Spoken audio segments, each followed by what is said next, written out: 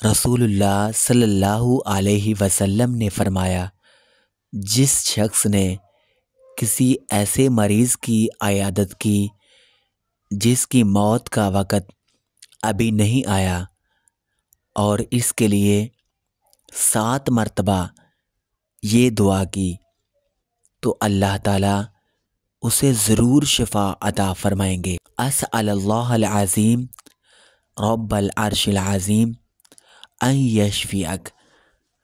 अस्अलुल्लाहल अज़ीम rubble अर्शिल अज़ीम अन यशफ़िअक। अस्अलुल्लाहल अज़ीम rubble अर्शिल अज़ीम अन यशफ़िअक। अस्अलुल्लाहल अज़ीम rubble अर्शिल अज़ीम अन यशफ़िअक। अस्अलुल्लाहल अज़ीम rubble अर्शिल अज़ीम अन यशफ़िअक। सामीन कराम, अगर आप इस चैनल पे नए हैं तो फ़िक्र सुबहानी यूट्यूब चैनल को सब्सक्राइब कर लें। जज़ाकल्लाह खैरन कसीरा।